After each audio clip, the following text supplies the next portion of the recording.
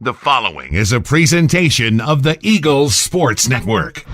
Alongside Carson-Newman baseball coach Tom Griffin, I'm Michael Watching. This is SeeingEagles.com. The Eagles drop a 9-8 decision to the Lenoir-Rhyne Bears in Game 1 of the 3-game series. Coach, you can go over the pitching staff against a good hitting team against Lenoir-Rhyne, but you look at your hitters just keeping it together again. We talked about it against Coker on Sunday.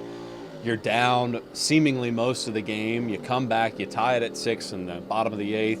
Then it looks like you're dead and gone after giving up 3 in the top of the 9th, and then you get 2 in the bottom of the 9th, and you have an opportunity to get the go-ahead run at the plate in the last of the 9th. What does that say about your group as a whole to be able to continue to battle back in this contest? Well, it says a lot. No, you're right, Michael. I think it says a lot about character and the kids' competitiveness that they kept battling. There's no question about that. And that's that's all you can ask for as a coach is that, are they still grinding? Are they still fighting?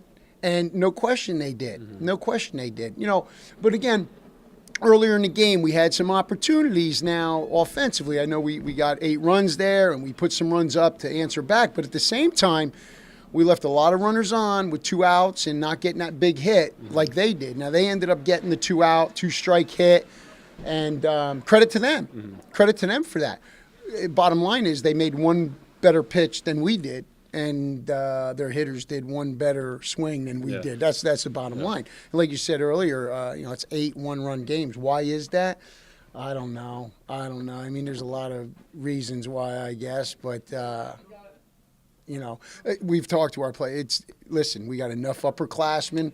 Mm-hmm. They know what to do, how to do it, how to react. We've given them complete ownership of the club, and I think they've handled that very well. And so, only they can figure it out. Mm-hmm. We can't at this point. Right. I mean, we can try to find a 4-leaf clover and stick in the back of their pockets. It's them that's got to figure out how to do that and just get through it. But again, they did grind. They did compete. That's all you can ask for. On the pitching side of it, Thomas St. Clair, good movement on a lot of his pitches. I think at one point he struck out 7 straight guys. Yeah.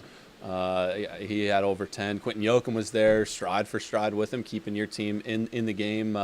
In terms of the pitching staff, Quentin Yoakum, again, keeping you in the game, again, grinding out there on the hill. Yeah, he did. He grinded. He did grind because I don't think he had his best stuff. I think that we didn't take advantage in a lot of ways of what the umpire was today. In pitching and catching, there's a relationship, and it's the umpire, it's the catcher, and the pitcher.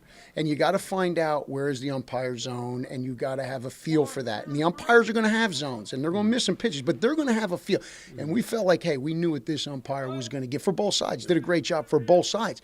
We didn't take advantage of that enough as they did. And so that's why I think it ended up in certain situations where 2-strike RBIs happened.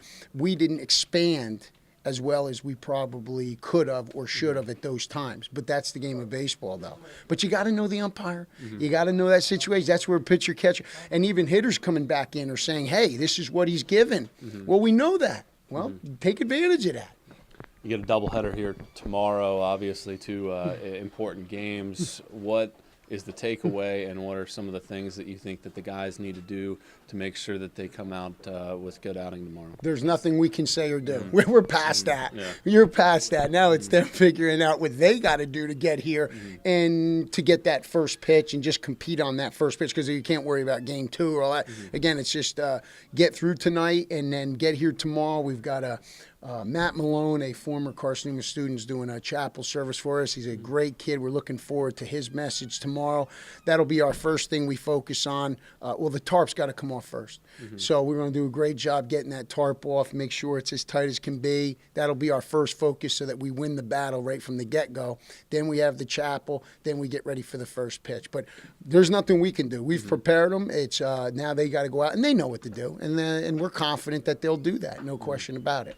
Thanks for your time, Coach. Thank you, Michael. I appreciate you. Got a noon first pitch in the doubleheader tomorrow. We'll have that game on SeeingEagles.com/live. For Carson-Newman coach Tom Griffin, I'm Michael Watching, and this is SeeingEagles.com.